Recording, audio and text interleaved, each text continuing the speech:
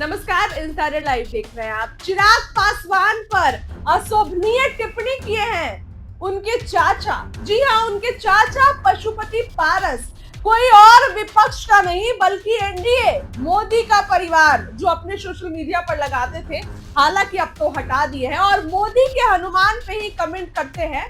Comment सुनकर आप हैरान हो जाएंगे।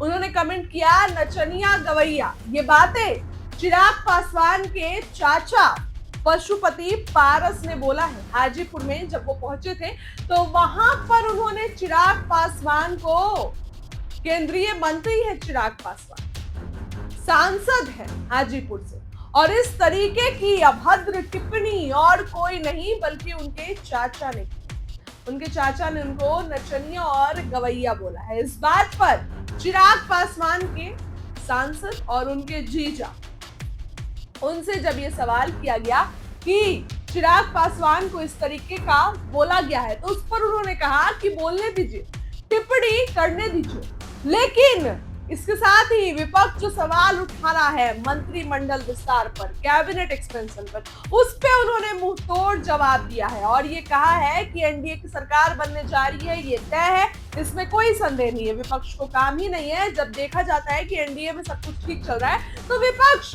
आपस में बयानबाजी करने लगती है। फिलहाल क्या कुछ बोल रहे हैं सांसद अरुण भारती, उनकी बात को सुनिए।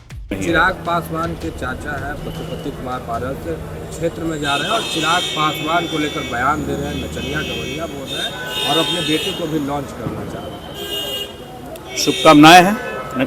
अगला सवाल। कह रहे हाजीपुर से 29 में चुनाव लड़ेंगे। बिल्कुल शुभकामनाएं।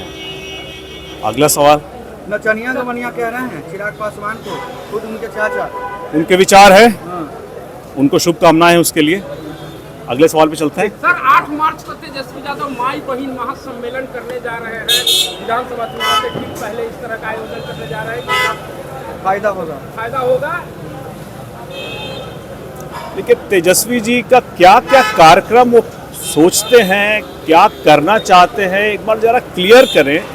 इस योजना को लेकर के जो जिस तरह से वो आगे बढ़ रहे हैं, उसका प्रारूप भी हम लोगों को बता दें कि वो कैसे करेंगे उसको। देखिए, बिहार को विकसित करने के लिए बड़ा ज़रूरी है कि कोई भी पैसा आए वो जनता के विकास के कार्यों में लगे।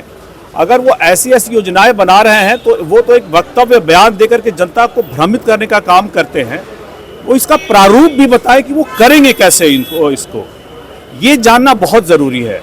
और ऐसा कोई भी कार्यक्रम करते हैं जिसमें लोगों की भलाई है, उसका तो हम लोग स्वागत करेंगे, लेकिन इसका प्रारूप हम लोग को पहले बताएं कि विपक्ष को दिक्कत किस बात से है कि वो सत्ता से दूर हैं और जन सेवा करने के बजाय उनको जो लूट खसोट की आदत है वो उसका मौका उनको नहीं मिल रहा है। इस बात की दिक्कत है। देखिए, ये मुख्यमंत्री जी का विशेषाधिकार है कि वो किसको मंत्री बनाए, और काम को बेहतर तरीके से आगे बढ़ाने के लिए बिहार में विकास की रफ्तार को आपने देखा होगा किस तरह से सेंट्रल बजट में बिहार को ये स्पेशल पैकेज मिला है फिर से। और इसी सारे कामों को आगे बढ़ाने के लिए अगर दायित्वों को बांटने की ज़रूरत थी, जिसके लिए मुख्यमंत्री जी ने दायित्वों को सही तरीके से बांटा है, इससे बिहार में विकास की रफ्तार और तेज़ी से बढ़ेगी। लेकिन जो भ्रष्टाचार का जिनको आदत रहा है, जिनको हमेशा सत्ता एक जिम्मेदारी नहीं लूट खसोट की का जरिया रहा है, उनके लिए तो हमेशा यही लगेगा कि उनके लिए फिर से मौका चला गया। किस तरह से जोड़ तोड़ कर रहे हैं, लगातार उल्टे सीधे बयान दे रहे हैं मुख्यमंत्री जी के लिए, क्योंकि उनको पता है कि एनडीए की ही सरकार बनने वाली है बिहार विधानसभा चुनावों के बाद, और उनको लूटने खसोटने का, भ्रष्टाचार का मौका नहीं मिलेगा। इसलिए बौखलाहट में कुछ भी कह रहे हैं। आप ये मान के चलिए कि जिस तरह से डबल इंजन की सरकार बिहार में लगातार प्रधानमंत्री जी की तरफ से जो विशेष ध्यान दिया जा रहा है, दायित्व बढ़ रहे हैं, और इसमें विकास को कैसे हम बेहतर तरीके से रफ्तार दे सके, इसके लिए मंत्रियों की संख्या बढ़ा करके उनको अलग अलग जिम्मेदारियां दी गई हैं। देखिए, नेता प्रतिपक्ष हैं, उनको पता है कि आने वाले बिहार के चुनाव में उनकी पार्टी को जनता आशीर्वाद नहीं देने जा रही है। ये आशीर्वाद डबल इंजन की जो सरकार है, जो एनडीए की सरकार है, एकजुट है और इकट्ठे मजबूती से चुनाव में जाने के लिए तैयार है। जनता उसको आशीर्वाद देगी। अपने काडर का मनोबल बढ़ाने के लिए वो कुछ ना कुछ तो बोलेंगे, उनका काडर भी हतोत्साहित है, इसलिए लगातार उनको उल्टे सीधे बयान देने पड़ रहे हैं। वो बयान दें, कोई दिक्कत नहीं है, लेकिन ज़मीन पे क्या यथार्थ है, क्या हकीकत है, उनको भी पता है। ख्याली पुलाव बना रहे हैं, बनाते रहें, कोई बात नहीं है। हम लोग ज़मीन पे हैं, जब लगातार जनता से जुड़े हुए हैं, लगातार हम लोग भी अपना कार्यक्रम कर रहे हैं, जहाँ हम लोग पूरी की पूरी हर सीटों पे तैयारी है और मजबूती से सब हमारे सारे एनडीए के नेता धरातल पर बने हुए हैं।